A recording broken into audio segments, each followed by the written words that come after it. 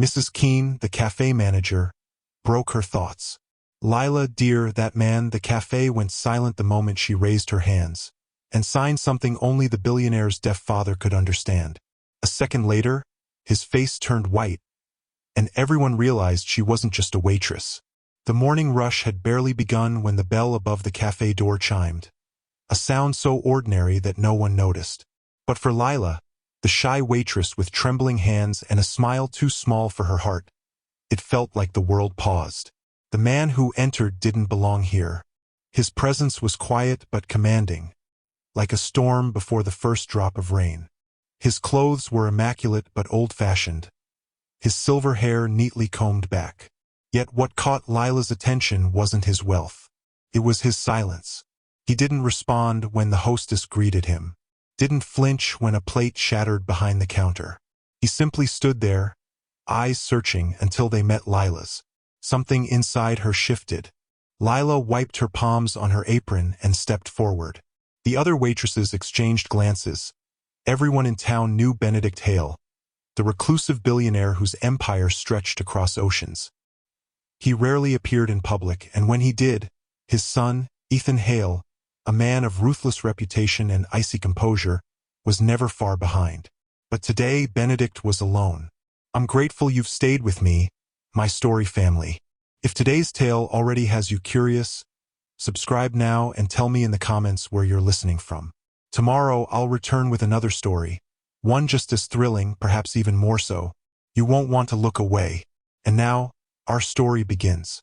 Lila stopped at his table, notebook in hand, her voice soft as a breeze. "Good morning, sir. May I take your—" He didn't move, didn't blink. Then, almost instinctively, Lila's fingers began to move. Slowly at first, uncertain, then fluid, graceful. Her hands danced in the silent language of the unheard. "Good morning. My name is Lila," she signed. "Would you like coffee?" Benedict's eyes widened. For a heartbeat, the years fell away from his face. Then, a smile, genuine, fragile, broke through. He signed back, "Yes, please. You sign beautifully." Across the cafe, a spoon clattered. The other staff froze. The manager, Mrs. Keene, gawked openly. No one knew Lila could do that. The wealthy man's silent conversation drew whispers. A few customers pulled out their phones, pretending not to record. But Lila wasn't aware of any of it. Her world had shrunk to the space between her hands and his understanding. When she returned with his coffee, she placed it down gently, careful not to disturb the quiet that hung between them. He signed again. "You remind me of someone I once knew." Lila smiled politely, but something in his eyes unsettled her. Not in a dangerous way, but in the way old memories haunt you through strangers. As she turned to leave, the cafe door opened again. This time, the air shifted sharply. A man in a tailored navy suit stepped in, his presence commanding, his jaw tight, his gaze cold. Ethan Hale. Everyone knew his face from magazines. The heir to Hale Industries, the man rumored to have no patience for kindness or weakness. His eyes scanned the room, found his father, then darted to Lila, and stopped. For a moment, neither moved. The son's expression hardened, but there was a flicker, brief, almost imperceptible, of surprise when he noticed her hands. "Dad," he said, voice clipped, "you're not supposed to be here." Benedict frowned and signed something swiftly. Lila translated automatically without thinking. He said he wanted to have coffee with peace. The entire cafe went still. Ethan turned to her, disbelief flickering in his eyes. "You understand sign language?" Lila hesitated, her voice small. Yes, I used to teach it. Before." She didn't finish the sentence. Before what? The question hung in the air, but no one dared ask. Ethan exhaled slowly, turning to his father. "Come on, Dad. Let's go. You can have your peace at home." But Benedict shook his head, his gnarled fingers moving again. Lila translated once more. He says, "This is the first place in years someone spoke to him like a person, not a name." Ethan's eyes darkened. For the briefest moment, Lila thought she saw pain behind that indifference. a fracture in the armor. The silence was electric, and every customer felt it. Something unspoken had begun, something that would unravel all of them. As Lila cleared a nearby table, she couldn't shake the feeling that this morning would change everything, because she recognized the look in Benedict Hale's eyes, the same look her father had before he died, a desperate need to be understood. And deep down, Lila sensed that the man standing beside him, the billionaire's son, would soon need that same understanding far more than he could ever admit. Her fingers brushed the locket around her neck, the one she hadn't opened in years. The silver was warm, almost pulsing against her skin, as if reminding her of something she'd buried long ago. Outside, rain began to fall, gentle at first, then heavier. Through the glass, Lila watched droplets trace uneven paths down the window, like the tears she never allowed herself to cry. She whispered to herself, "Some silences speak louder than words." And in that moment, none of them knew that the quiet bond formed between a shy waitress and a deaf old billionaire would soon expose secrets that could destroy, or save, everything they held dear. Have you ever met someone who understood you without a single word? Share your thoughts in the comments. I'd love to know. Rain poured harder as the day wore on, streaking the cafe windows in blurred ribbons of gray. The morning rush was gone, replaced by a few regulars tucked in their corners, lost in the comfort of caffeine and routine. Lila stood behind the counter, absent-mindedly drying the same mug over and over. She kept replaying the scene from earlier, the way Benedict Hale's fingers moved so elegantly, the warmth in his eyes, the stunned silence that followed when she'd signed back. It wasn't just the surprise of recognition that had shaken her. It was the familiarity. The old one, he's not just rich. He owns half the state, for heaven's sake. And his son, I've read about him, ruthless as a wolf. Lila nodded, forcing a small smile. He seemed kind. Kind, Mrs. Keene scoffed. Kind men don't buy entire hospitals or fire hundreds without blinking. You do well to stay clear of that family. Lila's gaze drifted to the rain again. I wasn't trying to get close. Mrs. Keene's tone softened. I know, dear. You never do. Lila rarely spoke about her life beyond these walls. She came in early, left late, and lived in a tiny apartment above a bookstore 2 streets down. Her world was small, predictable, and safe. But safety, she'd learned, came with silence. When the cafe finally emptied, she slipped into the back room, her reflection caught in the cracked mirror above the sink. She saw the quiet girl she'd trained herself to become, one who never drew attention, never invited questions. Yet today, the universe hadn't asked for her permission. Her phone buzzed on the counter. A single text from an unknown number. You signed beautifully, BH. She froze. How had he gotten her number? And why did his message make her pulse quicken instead of her fear rising? Before she could think, the bell above the door chimed again. Sorry, we're closed, she called out, turning, and nearly dropped the mug in her hand. Ethan Hale stood in the doorway, rain dripping from his coat, his expression unreadable. Mr. Hale, she stammered. He stepped inside, brushing water from his sleeves. It's Ethan. The way he said it, curt but not cruel, sent a ripple of unease through her. I didn't expect to see you again, Lila said, gripping the counter. My father insisted, he replied. He wanted to invite you to our home. Dinner tomorrow night. He said you made him feel understood. Lila blinked. That's very kind, but Ethan's gaze hardened. I told him it wasn't appropriate. You don't owe him anything. Or us. She hesitated. Maybe he just wants company. He looked lonely. Ethan's jaw flexed, something bitter flickering in his eyes. My father has company. Staff. Doctors. Security. He doesn't need. He stopped himself, exhaled sharply. Look, he's not well. Just be careful.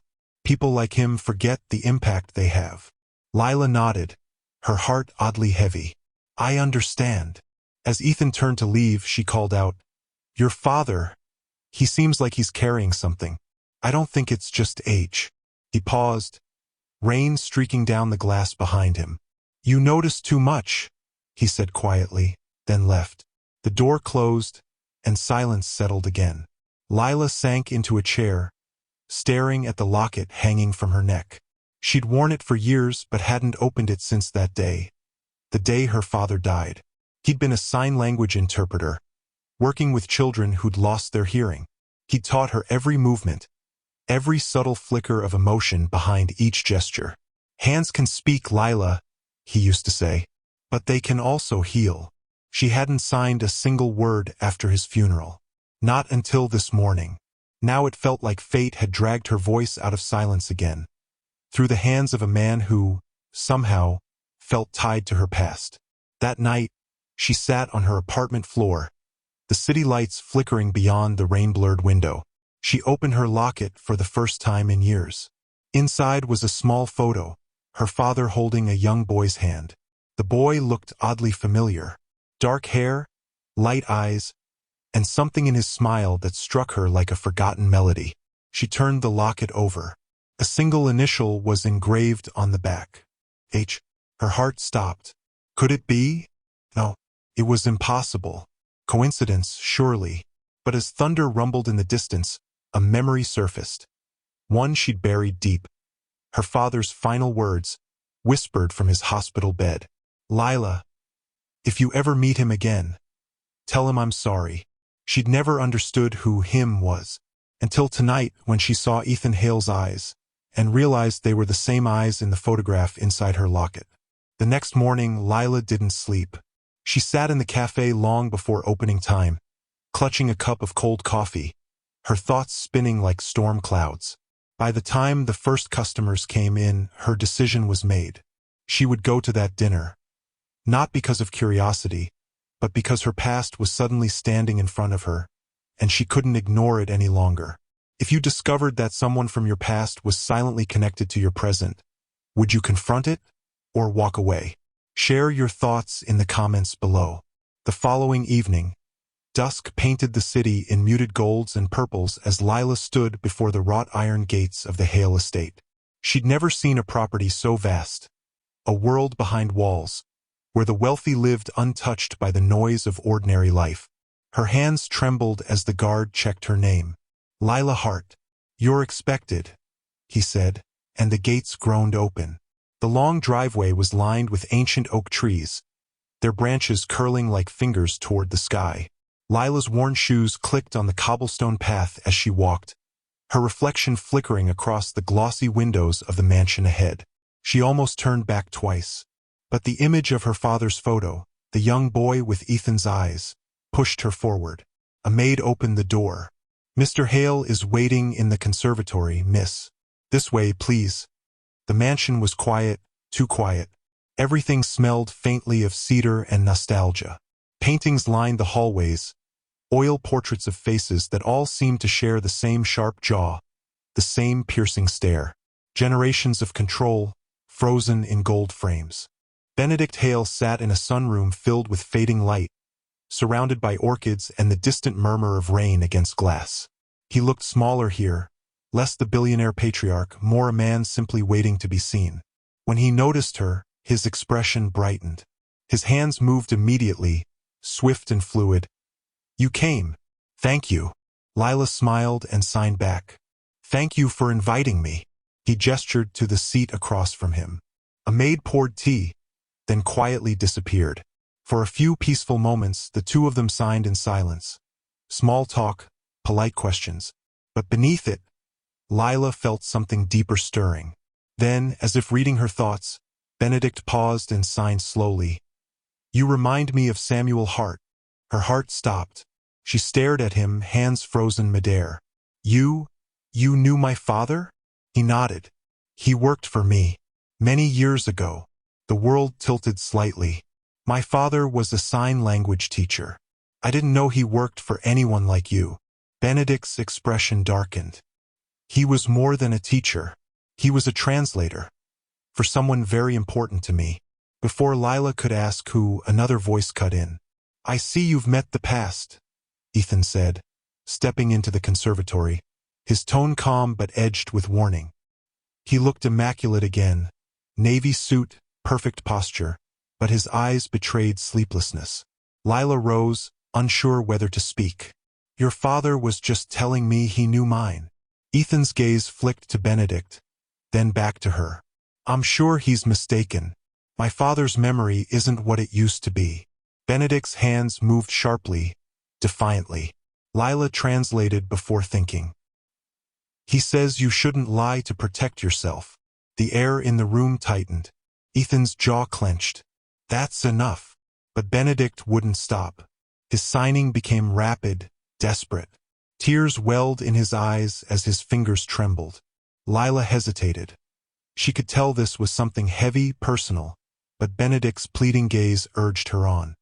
"He says, my father, Samuel, was involved in something. Something that hurt this family." Ethan's hand came down hard on the table. "Stop translating." Lila flinched. The teacup rattled. Benedict signed one final sentence, his movements weak but deliberate. "It wasn't his fault." Lila swallowed hard, her pulse racing. "He says it wasn't my father's fault." Ethan turned away, pacing toward the rain-streaked window. For a long moment, the only sound was the quiet patter of rain and Benedict's shallow breathing. Finally, Ethan said, without turning around, "My mother died because of your father." Lila's breath caught in her throat. "What?" Ethan turned, eyes sharp and full of something between rage and sorrow. "He was my mother's interpreter. He was with her the day she—" He stopped, his voice breaking slightly before he regained control. "Let's just say he didn't protect her." Lila shook her head, disbelief flooding her. "That can't be true. My father, he was kind, selfless. He would never—" "Believe what you want," Ethan said, his tone flat but his knuckles white. "But I suggest you leave before this becomes more complicated." Benedict reached for her hand across the table, his fingers trembling as he signed one last time. "The truth is not what you think. Look for the letters." Lila stared at him. "What letters?" But Benedict only smiled sadly, his eyes already distant, as if he'd said too much. The maid returned to escort her out, and Ethan didn't stop her this time. Outside, the rain had turned cold and relentless. Lila walked down the driveway in a daze, her shoes soaked, her mind spinning. Her father, Ethan's mother, the letters. The pieces didn't fit, not yet. But something in her gut told her Benedict's trembling hands were trying to give her a message before time ran out. By the time she reached the gate, her phone buzzed again. Another message. Check the past where silence began. No sender. No number. Just the words glowing on her screen like a whisper from the dead. That night, Lila couldn't sleep. She spread out her old photo albums on the floor, searching for anything. A clue, a name, a date. And then she saw it. A folded piece of paper, long forgotten, tucked behind a childhood photo. Her hands shook as she opened it. Inside was a letter, written in her father's familiar scrawl. "If you ever meet the Hales, listen to the truth, not the silence around it." The next morning, Lila called in sick to work. She had one destination in mind, the old school for the deaf where her father had once taught, the place where it all began. She didn't know what she'd find there, but one thing was certain. She could no longer run from the connection between her past and theirs. Would you risk uncovering painful truths about someone you love, even if it could destroy your peace? Share your answer in the comments. Your thoughts might surprise someone else reading. The rain had stopped by the time Lila reached the outskirts of the old district, but the world still smelled of wet earth and ghosts. The Maplewood School for the Deaf stood quietly at the edge of town, its brick walls veined with ivy, its windows cloudy from years of disuse. Her father had taught here for nearly 2 decades before his death. It had been his sanctuary and hers once. Now it was a relic. She slipped through the unlocked gate, the metal creaking softly. The yard was littered with fallen leaves, the air thick with silence. She could almost hear echoes of laughter, children signing in bright bursts of movement, her father's deep chuckle guiding them. Inside, the halls were dim and hollow.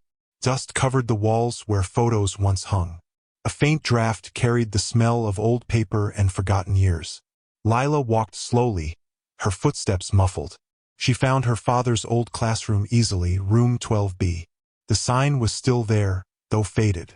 The moment she stepped inside, a wave of memories hit her. The desks, the chalkboard, the sunlight that used to spill across the floor, it was all the same. She approached his old desk, brushing her fingers across its surface. Then she noticed something. A small metal plate under the drawer, half hidden by shadow. Her pulse quickened. With a shaky hand, she pried it open. Inside, wrapped in a yellowing cloth, was a stack of envelopes bound with a thin ribbon. The letters.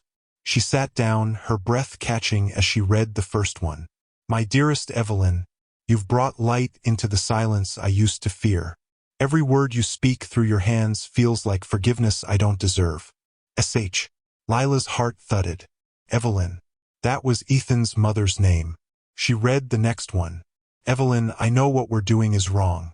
But when you look at me, I forget every rule that says I shouldn't. Her hands trembled so badly that she nearly dropped the paper. Her father hadn't just known Ethan's mother. He'd loved her. The letters continued, filled with yearning and guilt, written in ink that had begun to fade. They spoke of secret meetings, of shared silences, of promises never meant to be kept. But the last one stopped her cold. They found out. He knows. If anything happens to me, tell Lila I did everything for her future. And tell Evelyn I forgive her. She didn't breathe for nearly a full minute. The date on the letter was 1 week before her father's death. The room suddenly felt smaller, colder. A floorboard creaked behind her. Lila turned and froze. Ethan Hale stood in the doorway. How long have you been there? She whispered. Long enough, he said quietly, stepping inside. His gaze fell on the letters. So you found them? Her chest tightened. You knew they existed? He nodded. My father told me before he started. Slipping. Said if you ever came back here, you'd find them. Lila's eyes burned with tears. Then you know what they mean. I do, he said, his voice heavy. And it changes nothing. She rose furious. Nothing? These letters prove my father didn't hurt your mother. They loved each other. Ethan's composure cracked, his voice rising. He was the reason she died. The echo of his shout hung between them. She didn't just die, he said, his tone softening but still sharp. She took her own life, Lila, because of the scandal, because she couldn't bear the shame of loving another man while married to mine. Lila's throat went dry. He continued, eyes hard. Do you think I wanted to hate your father? I didn't. But when you bury your mother at 10 years old and everyone whispers her name like a sin, you learn who to blame. Lila stared at him, pain and disbelief colliding inside her. You don't know the whole story. Maybe she didn't end her life out of shame. Maybe she was silenced. Ethan's eyes flickered. Uncertainty, just for a heartbeat. Silenced. She handed him the last letter. Read it. He took it, scanning the words. His jaw clenched. If anything happens to me, he read aloud. You think he was murdered? I don't know, she said, her voice trembling. But if he was, your family's silence helped bury it. Ethan stared at her for a long time, the storm outside growing louder again. Then he said quietly, You shouldn't be here alone.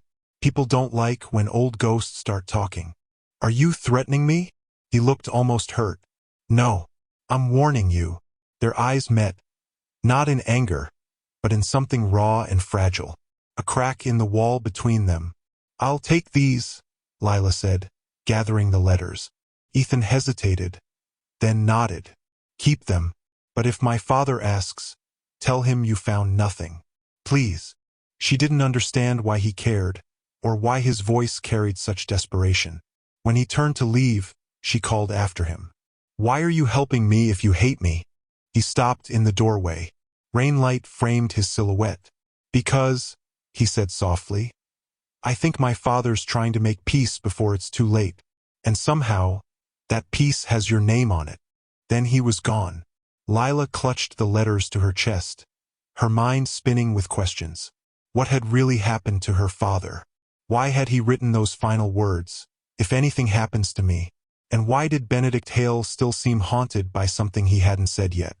As she stepped back into the rain, one thing was clear. The truth was far more dangerous than she'd imagined. And the closer she got to it, the more she realized. Someone else already knew she was looking. From across the street, a black car idled, headlights dimmed. Inside, a figure watched her through tinted glass, a faint glow of a phone illuminating a message being typed. She found the letters. "Do I stop her?" A reply came seconds later. "Not yet. If uncovering the truth could destroy two families, would you still chase it? Or protect the peace built on lies? Let me know in the comments. Your answer says a lot about what kind of heart you have." 3 nights passed, but sleep never came.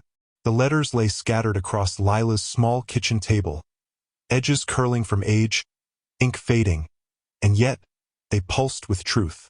Every line her father wrote felt alive, whispering things she'd never known about him. But one line haunted her most. "He knows." Who was he? The answer came in the most unexpected way. It was nearly midnight when someone knocked on her door, 3 slow, deliberate taps. Lila's heart jumped. Through the peephole, she saw Ethan Hale standing in the hallway, rain-soaked again, his eyes darker than she'd ever seen them. When she opened the door, he didn't wait for an invitation. "He's gone," he said quietly. Lila's throat tightened. "Who?" "My father, Benedict." Her breath hitched. "Gone? As in?" "Missing?" Ethan said, running a hand through his hair. "His nurse found his bedroom empty an hour ago. His car's still in the garage. Security cameras went out 30 minutes before he disappeared." Lila's mind spun. "You think someone took him?" Ethan's jaw clenched. "Or he left to find something. He's been remembering things, talking about your father, about that night." Lila swallowed hard. "The night your mother died?" He nodded. "And I think he's gone to prove something, or someone doesn't want him to." Silence filled the space between them, thick and trembling. Then Ethan said, "He left this behind." He handed her a folded page, paper yellowed, creased, and familiar. It was one of her father's letters. But this one had been written to Benedict. "Benedict, I can't stay silent anymore. What we've hidden will destroy us both. Evelyn deserved better than this lie. If she dies, it won't be her choice. It'll be yours. SH." Lila's knees weakened. "No, that can't be real." Ethan's expression was grim. "It's his handwriting." Her mind screamed impossible. Her father would never have written that, never accused someone of murder unless he knew something horrific. "Where did you get this?" she demanded. "It was in my father's desk," Ethan said. "Locked drawer. I found it an hour ago." She looked at him, her voice trembling. "You think your father killed her mother?" "I don't know anymore," he admitted. "For years I blamed your father.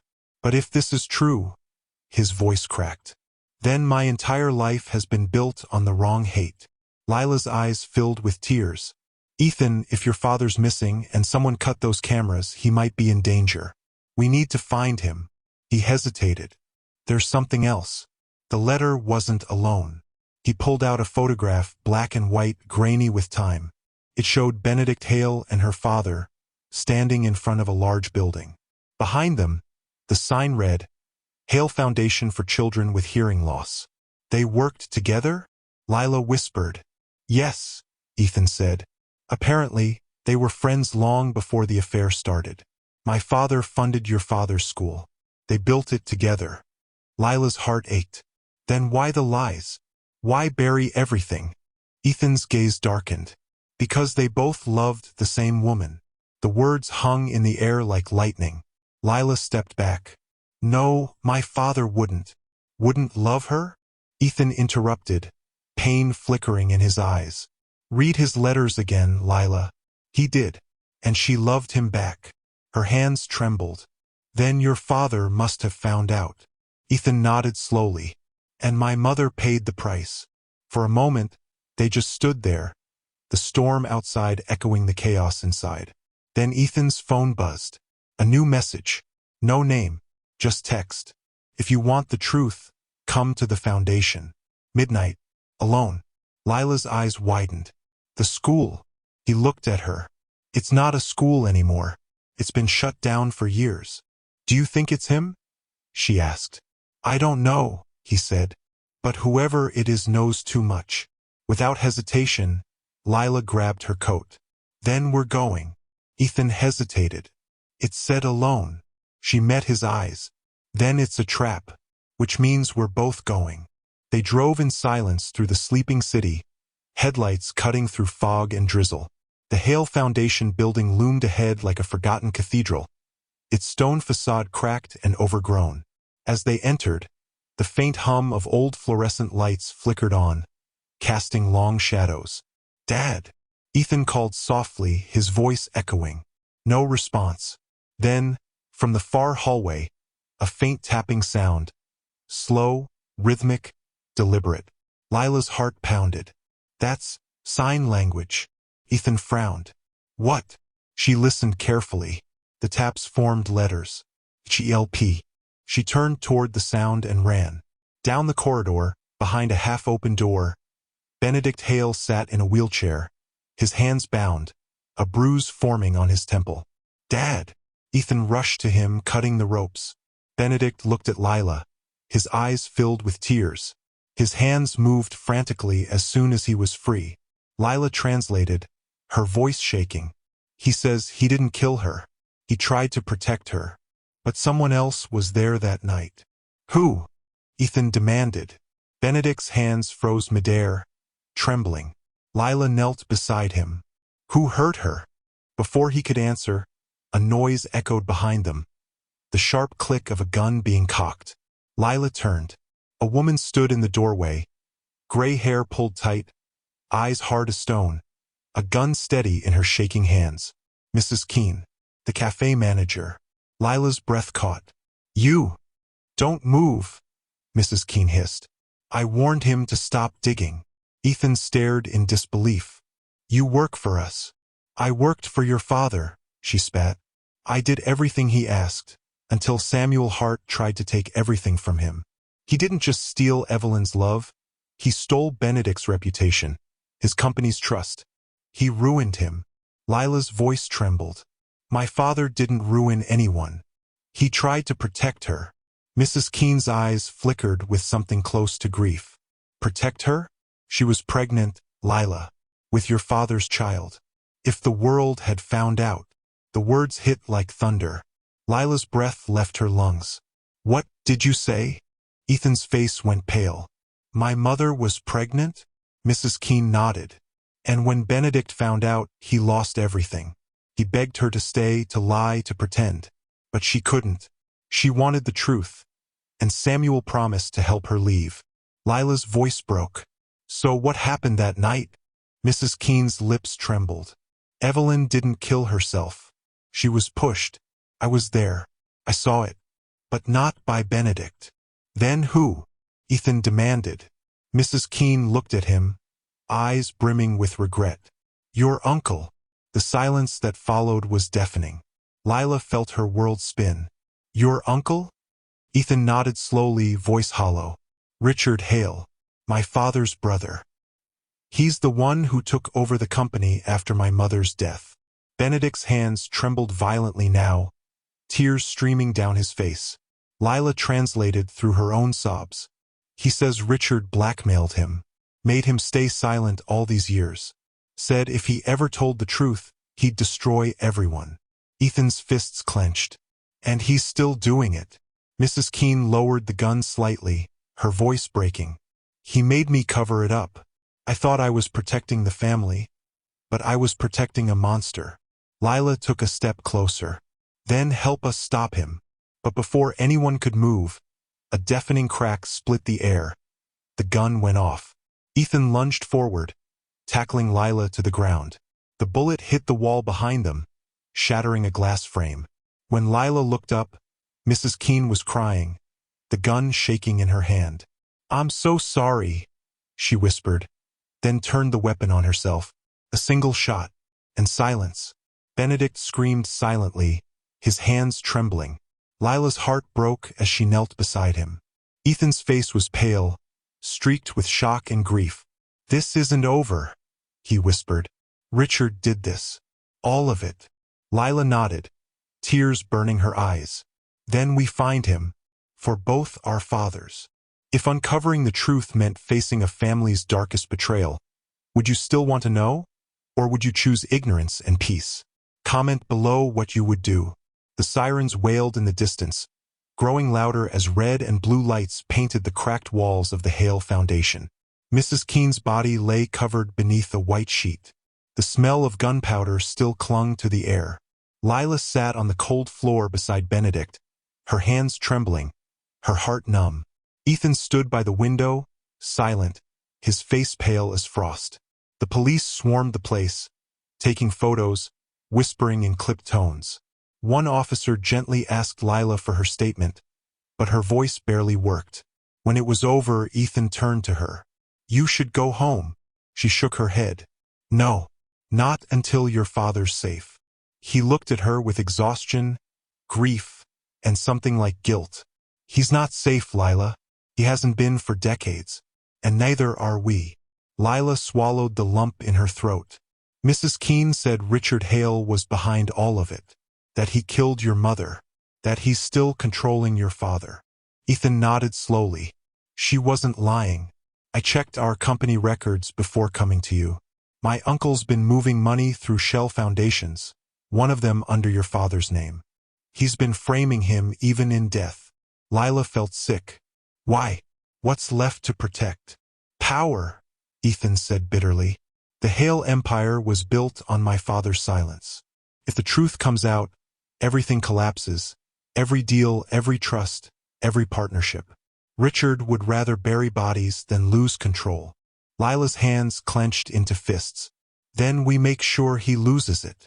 Ethan gave a hollow laugh. "You don't understand, Lila. He owns half this city. He has police in his pocket, judges on speed dial. He's untouchable. Everyone bleeds," she whispered. Ethan looked at her, really looked, and for the first time his cold exterior cracked. "You sound like your father." Lila blinked back tears. "Then maybe it's time someone finished what he started." They left the foundation as dawn broke, the sky streaked in tired pink. Lila helped Benedict into the car, covering him with a blanket. He looked weaker than ever, but when their eyes met, he signed one trembling sentence. "Find the proof." She nodded. "I will." Ethan drove them in silence through empty streets. The rain had stopped, but everything felt heavy, drenched in sorrow. When they reached the Hale estate, Benedict was taken inside by the house staff, leaving Ethan and Lila standing in the driveway, the morning chill cutting through their clothes. Ethan leaned against the car, staring into nothing. "He's dying." Lila's heart clenched. "Benedict." He nodded. "Heart failure. The doctors say he doesn't have long. Maybe weeks. He was trying to make peace before he goes." Her voice broke. "And now Mrs. Keene's gone too." "She was part of the lie," Ethan said, though his tone was more broken than cold. "But she also tried to make it right. I don't even know what to feel anymore." Lila reached out gently, touching his arm. "Grief doesn't ask permission. It just stays." He looked down at her hand, small, trembling, human, and for a fleeting second his eyes softened. But then he stepped away. "You should leave town, Lila, before Richard finds you." She frowned. "I'm not running." "This isn't bravery," Ethan said, his voice low. "It's suicide. You don't know what he's capable of." She looked him dead in the eyes. "Then teach me." He hesitated, the conflict in his expression almost painful. "Why are you doing this?" "Because my father died for the truth," she whispered. "And because your father deserves peace before he dies too." Ethan's eyes glistened. He turned away, wiping a hand across his face. "Come inside," he finally said. "There's something you should see." The study was dimly lit, lined with shelves of old books and family photos. Ethan walked to the fireplace and pulled down a framed portrait, his parents' wedding photo. Behind it, a small safe was embedded in the wall. He entered a code, and the door clicked open. Inside was a single flash drive and a faded envelope.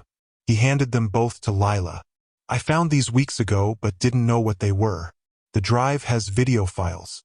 The envelope, it's addressed to your father. Lila's hands trembled as she opened the letter. Samuel, I never wanted this. I didn't know Richard was following us that night. Evelyn didn't jump, he pushed her. I tried to stop him, but by the time I pulled her from the water, it was too late. He said he'd ruin us all if I spoke. So I stayed silent. For Ethan. For you. Forgive me. Benedict Hale. Lila's eyes blurred with tears. He tried to save her.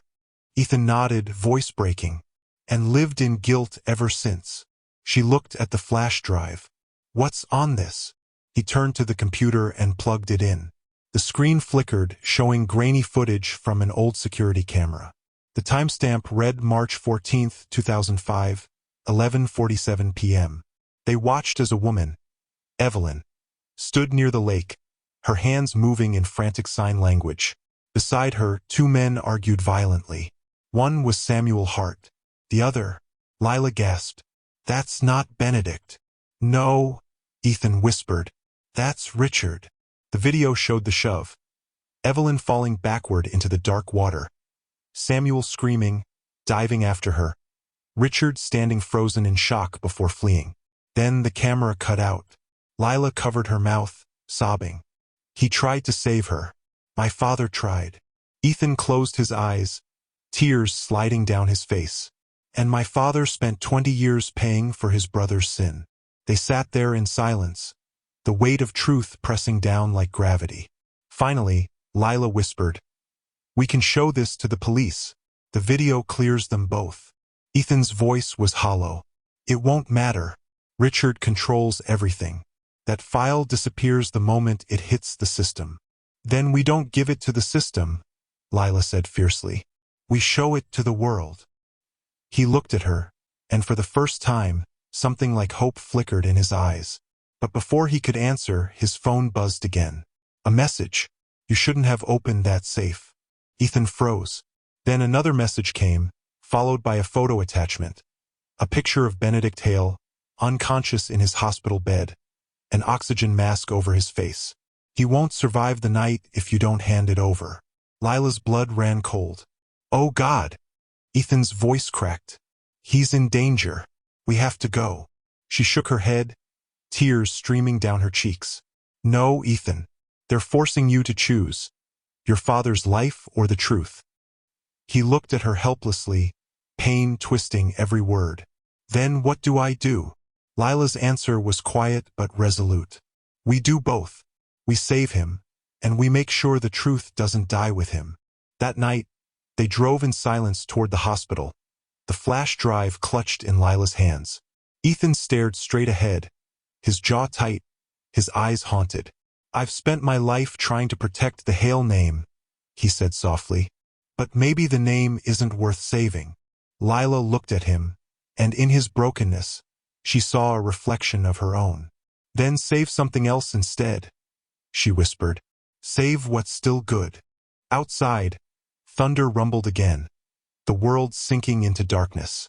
And for the first time, Lila wasn't sure if either of them would make it out alive. When everything seems lost, reputation, love, family, what would you choose to protect first? The truth or the people you love? Comment below. Your answer might surprise even you. The hospital lights were too bright, too sterile, too quiet.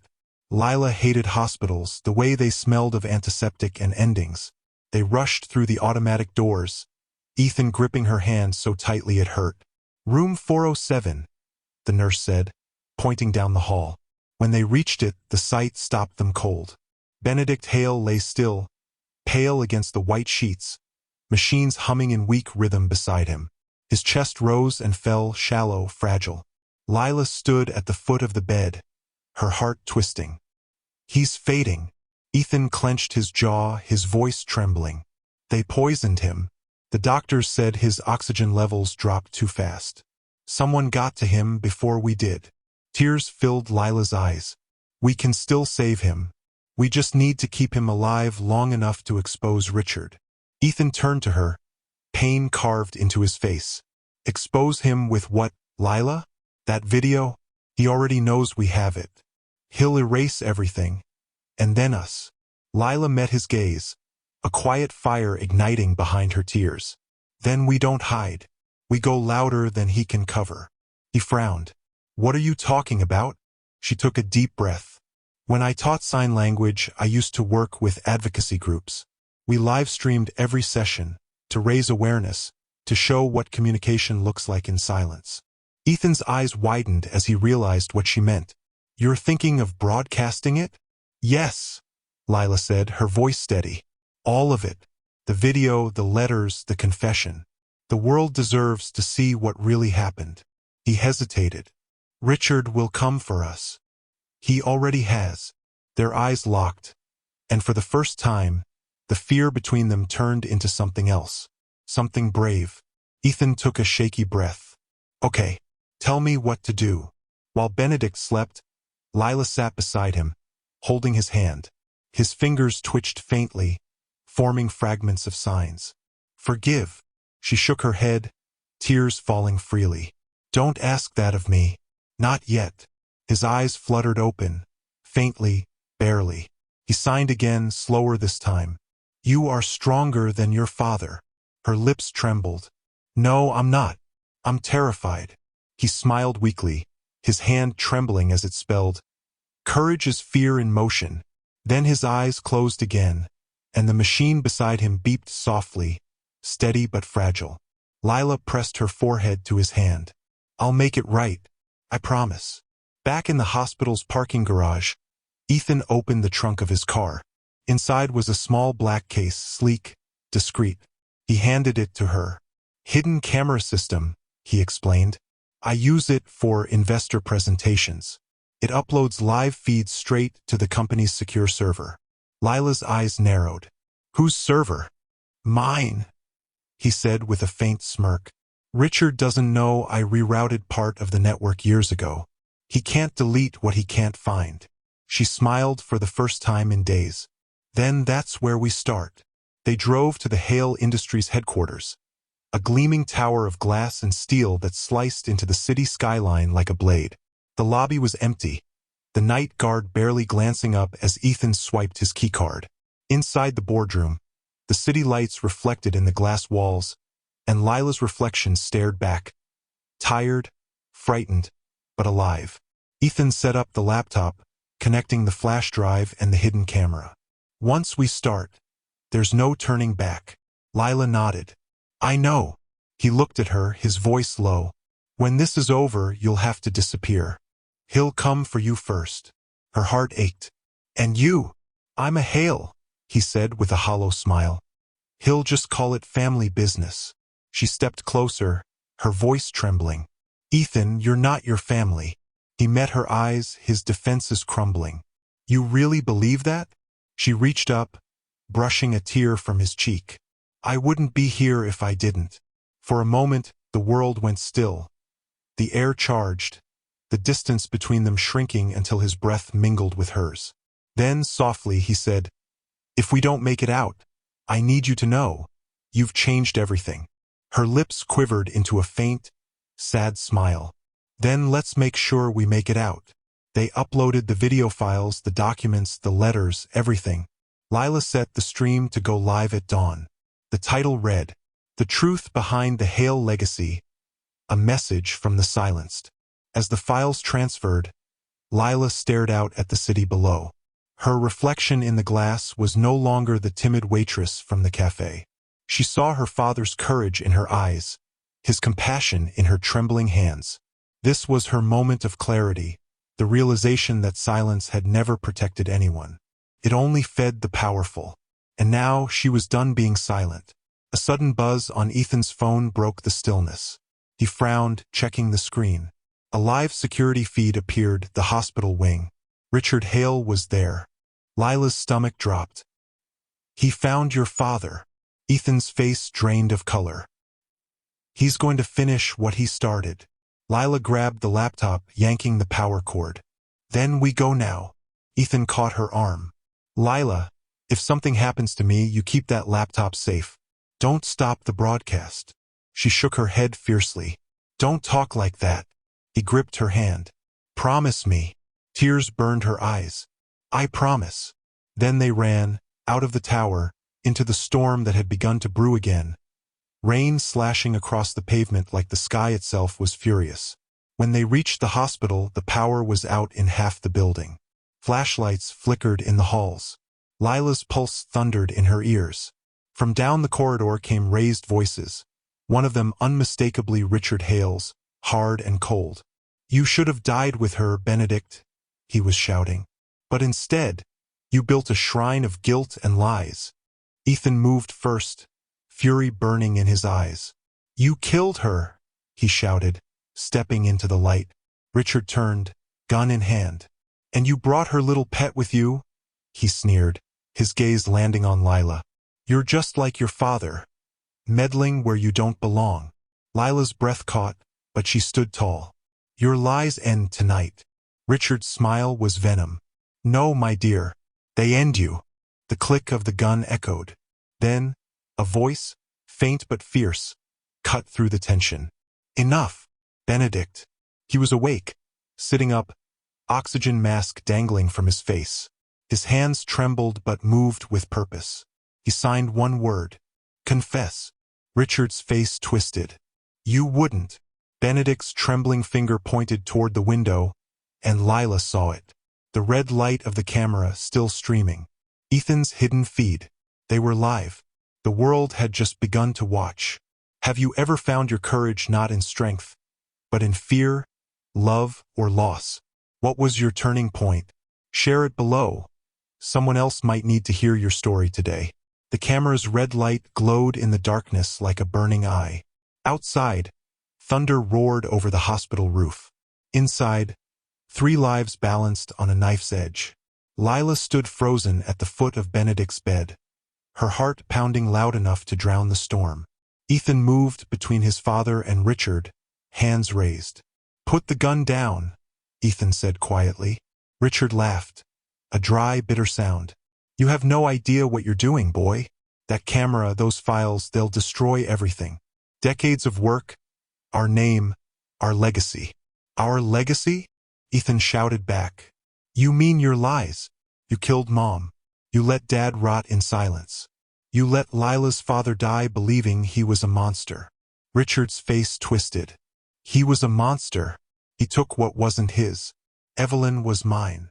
"She wasn't something to own," Lila said, her voice breaking but steady. "She was love. And you killed her because you couldn't control her." Richard swung the gun toward her. "Quiet!" Ethan lunged forward, grabbing the weapon. They struggled, crashing into the monitor stand. Sparks flew.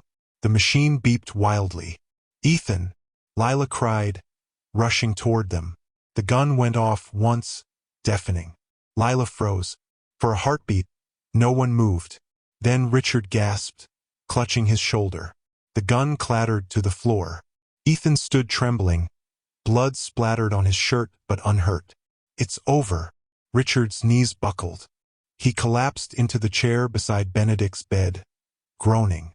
Lila picked up the fallen gun and slid it out of reach, then turned the laptop screen toward him. The live stream timer kept ticking. Tens of thousands of viewers were watching, comments flooding the feed in real time. Richard's eyes widened as he read them. #Justice for Evelyn. #Truth of the Hales. #Lila Heart Speaks. The world had seen everything. Benedict, weak but conscious, reached for Lila's hand. He signed, slow but firm. "Tell them." She nodded, stepping closer to the camera. Her voice trembled, but each word landed like thunder. "My name is Lila Hart. My father, Samuel, died trying to tell the truth about the night Evelyn Hale was killed. He was blamed, shamed, and forgotten. Tonight, we give him his voice back." She looked toward Benedict. This man, Evelyn's husband, lived 20 years under his brother's shadow, too afraid to speak. But silence is what kept the lie alive. Silence is what killed love. Her eyes burned with tears. If you're watching this, remember, truth doesn't die in darkness. It waits for someone brave enough to bring it into the light. She turned the camera to Richard, who stared at her with fury and fear. "You did this," she said softly. "Now the world knows." Richard's face twisted. You think this ends me? I still have money, lawyers, influence. Then use them, Ethan said coldly. You'll need them in prison. Police sirens echoed outside, closer and closer. Richard glared at them both, then at Benedict, whose lips formed the words he couldn't speak aloud. I forgive you. Richard flinched as though struck. For a moment, something almost human flickered behind his eyes, then vanished. He hung his head. It was supposed to be perfect, he muttered. Ethan's voice cracked. Nothing born of hate ever is. The officers burst into the room moments later. Ethan handed them the gun, the flash drive, the letter, everything. As they read Richard his rights, Lila stepped back, her legs suddenly weak. The adrenaline drained away, leaving only exhaustion and relief. Richard was led out in handcuffs, silent. Hours later, dawn poured soft light through the window. The storm had passed. Benedict rested peacefully now, monitor steady. Ethan sat beside him, holding his father's hand. Lila stood by the window, watching sunlight spill over the horizon. Ethan joined her, his voice husky. He'll live. The doctors say he might even recover fully. Lila smiled faintly. He deserves that. Ethan looked at her, eyes red but warm. So do you. She shook her head, tears glimmering. All I ever wanted was for my father's name to mean something again. It does, Ethan said softly. Because of you. She turned toward him, searching his face. What happens now? He glanced at the sleeping figure of his father. We rebuild. Not the company that can burn, but something better, something honest. Her lips curved into a fragile smile. Maybe we start with breakfast first. He laughed. The first real laugh she'd heard from him, and the sound was sunlight after endless rain. Later that morning, reporters gathered outside the hospital. The story had gone global. Lila stepped outside briefly, blinking in the bright light. Microphones thrust toward her, questions flying. She said just one thing before walking away. Truth doesn't hide forever. It waits for the brave. That evening, she visited the café where it had all begun. The doorbell chimed as she entered. Everything was just as she'd left it. The smell of coffee, the hum of quiet conversation. Except now, the girl behind the counter wasn't shy or small. She was a woman who'd stared down power and refused to break. Lila tied her apron with a smile. Double espresso for table 3, she called, her voice steady and alive. Ethan entered moments later, hands in his pockets, eyes soft. You still work here? He teased gently. She shrugged, smiling. Some of us like simple beginnings. He leaned on the counter. You could come with me, you know. The foundation's reopening, in both our fathers' names. We'll need someone to lead the communication program. She looked up, eyes shining. Sign language. He nodded. And truth. Her heart fluttered. You're serious? He smiled. Completely. For a moment, neither spoke.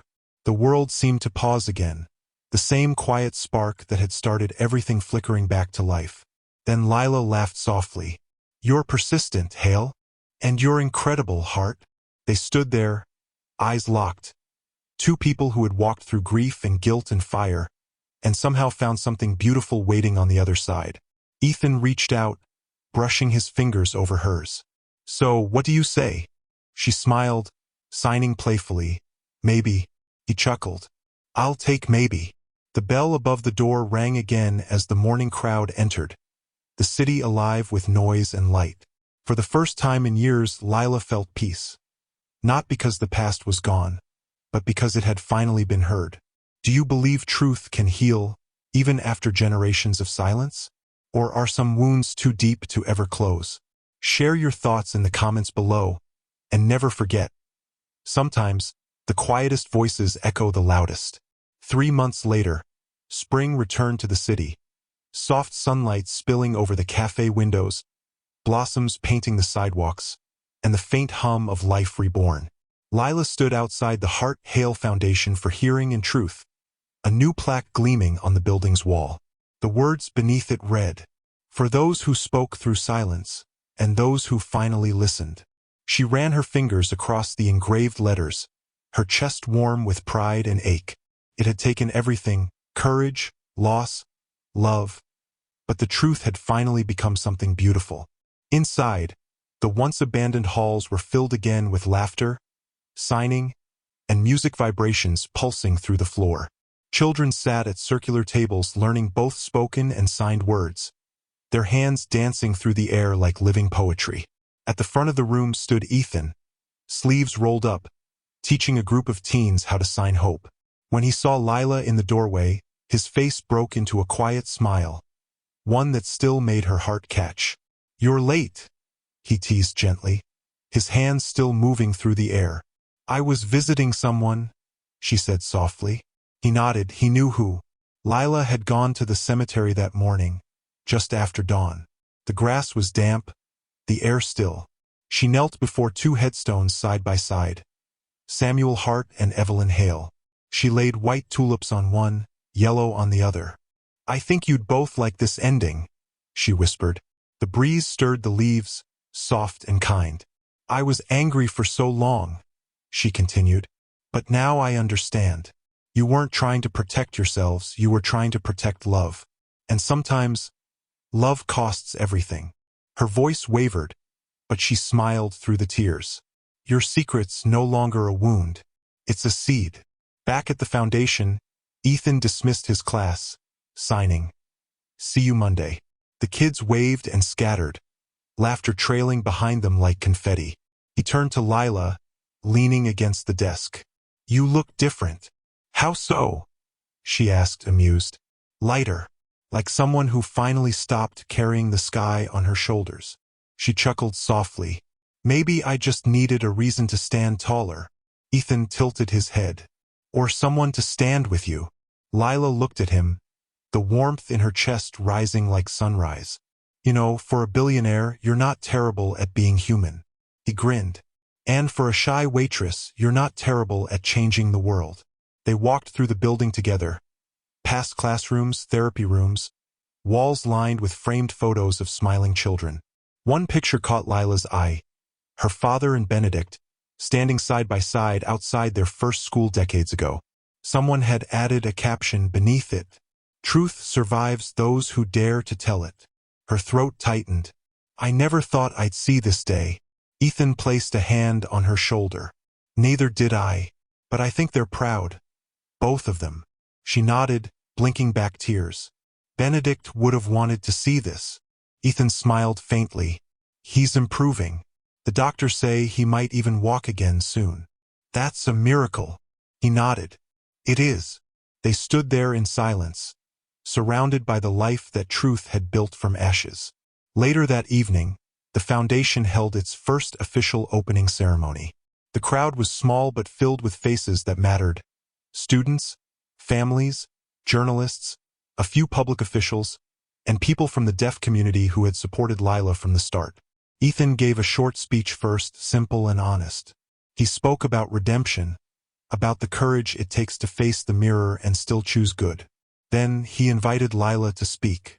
She stepped up to the podium, her palms slightly damp, her heart racing, but not from fear this time. The cameras rolled. The audience quieted. "3 months ago," she began softly, "I was just a waitress who thought silence was safer than speaking. But silence is never safety. It's a slow kind of dying." She paused, letting the words settle.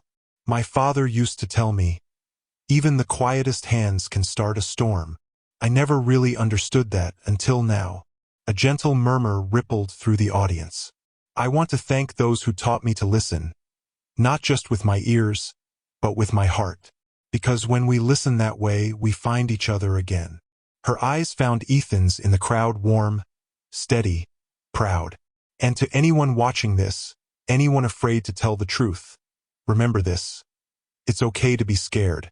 Just don't let fear make you silent." The room erupted in quiet applause, not loud clapping, but a beautiful chorus of signing hands raised in the air, swaying gently. Lila smiled, tears glistening. After the ceremony, she and Ethan stood alone on the rooftop terrace, the city glowing below. The wind tugged at her hair, cool and gentle. He handed her a glass of sparkling water. "To new beginnings," he said. She raised hers. "To endings that were worth it." They clinked glasses lightly. For a moment, neither spoke. Then Ethan asked, "Do you ever miss it? The cafe?" Lila smiled. "Every day. But I think I'm finally where I belong." He nodded thoughtfully. "So am I." The city lights reflected in his eyes, soft, golden, alive. He reached out, brushing a strand of hair from her face. "You know, when I first met you, I didn't believe in redemption. And now," she whispered. He smiled, leaning in. "Now I believe in you." Their lips met, gentle, hesitant, and then certain. It wasn't a grand, movie-perfect kiss. It was something quieter, something real. When they pulled apart, Lila rested her head against his shoulder. Below them, laughter from the open windows drifted upward, the laughter of children who would never again be silenced. Weeks later, a letter arrived for Lila. No return address, just her name in familiar handwriting, elegant, deliberate. It was from Benedict. "Dear Lila, your father was the best man I ever knew. He saved my soul long before I had the courage to save myself. He believed truth is the only legacy worth leaving behind, and now you've proven him right. Live loudly, my dear. Love bravely. You've already done the hardest thing a person can do. You've forgiven. Be Hail." Lila folded the letter carefully, tears slipping down her cheeks. Then she smiled. Forgiveness wasn't forgetting. It was choosing peace over pain, and she finally understood that. A year later, the foundation had expanded to 3 new cities. The cafe had become its own quiet landmark, known for its welcoming staff and for being the first business in the area to teach customers how to order in sign language. And every evening, after the rush was over, Lila would walk to the window, look at the sky, and sign softly into the fading light. "Thank you." Sometimes, if she listened closely, she swore she could almost hear her father's voice, calm, proud, full of love. "I'm listening, Lila. Always. If truth could set you free, but cost you everything you once knew, would you still chase it? Tell us below. What does truth mean to you? And if you felt something during this story, share it. Someone else might need its light." The end. Thank you for watching this story to the end. If you enjoyed this story, you will surely love the next one. It's as interesting and even more intriguing as can ever imagine. So do check it out. Click on the image showing on your screen right now to watch the next one.